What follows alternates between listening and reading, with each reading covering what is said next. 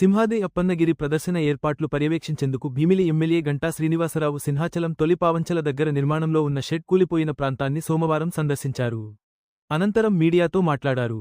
Shed కూలిపోయిన సంఘటనకు సింహాచలం దేవస్థానం పూర్తి బాధ్యత వహించాలన్నారు.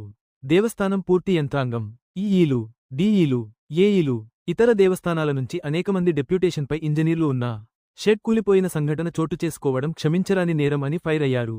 కాంట్రాక్టర్తో దగ్గరుండి ఇంజనీర్లు పనిచేయించుకోవాలి తప్ప తప్పు జరిగాక నెపం కేవలం కాంట్రాక్టర్ మీద నెట్టేయడం సబబు కాదన్నారు.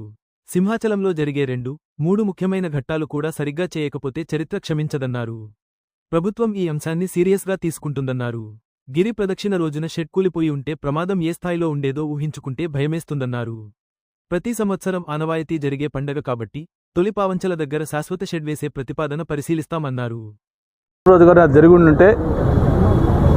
ప్రమాదం ఎలా కూడా ఊహించుకోవచ్చు. 2 రోజులు ముందైంది కాబట్టి అక్కడ లక్కీగా జనాలు లేకపోవడం వల్ల ఎలాంటి ప్రమాదం కూడా జరగలేదు.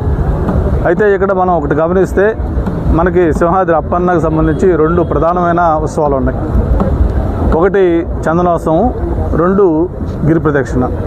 ఇవి 2 కూడా లక్షలాది మంది భక్తులు వచ్చి స్వామివారిని దర్శించుకొని వెళ్ళే ఒక పవిత్రమైన కార్యక్రమాలు.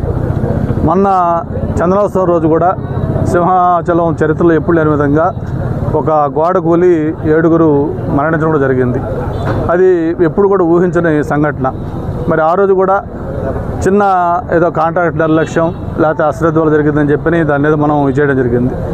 మళ్ళీ ఈరోజు గిరి ప్రదక్షిణ, లక్షలాది మంది భక్తులు ఆ కొండ చుట్టూ తిరిగి స్వామివారి యొక్క దీనికోసం వచ్చే ఒక పవిత్రమైన రోజు ఆ రోజు. అటువంటి దానికి సంబంధించి ఏదైతే ఆ షెడ్ నిర్మాణం ఉందో ఆ షెడ్ కూడా కూలిపోవడం జరిగింది. ఇక్కడ నేను అధికారులను ఒకటే కోరుతా ఉన్నాను. ఈరోజు దేవస్థానానికి పెద్ద యంత్రాంగం ఉంది. ఈఓ గారు ఉన్నారు, కింద ఈఈలు ఉన్నారు, డిఈలు ఉన్నారు, ఏఈలు ఉన్నారు, ఇన్స్పెక్టర్లు ఉన్నారు.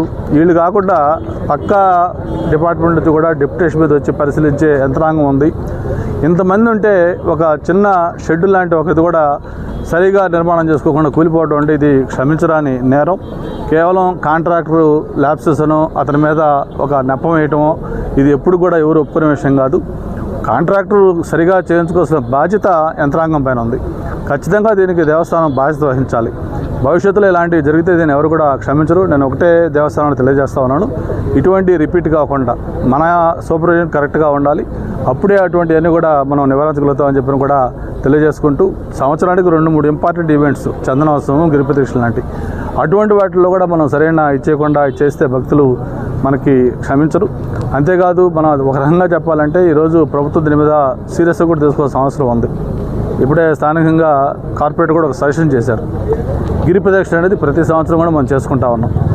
ఆ సంవత్సరం వచ్చే ముందు ఆ టెంపరీగా ఒక షెడ్ వేస్తా ఉన్నాం. అలా కాకుండా అక్కడ పర్మనెంట్ షెడ్ నిర్మాణం చేసుకుంటే వేలాది రూపాయలు మనకు సేవ్ అవుద్ది. తర్వాత ఇలా టెంపరీ అరేంజ్మెంట్స్ కూడా ఉండకుండా పర్మనెంట్గా సేఫ్టీ కూడా బాగుంటుందని చెప్పారు. తప్పకుండా ఇది ఎగ్జామ్ చేయాల్సిన విషయమే. నేను అధికారులతో కూడా మాట్లాడతాను. ఒక పర్మనెంట్ షెడ్ కూడా నిర్మాణం చేసుకుంటే బాగుంటుందని చెప్పిన కూడా తెలియజేసుకుంటా ఉన్నాను.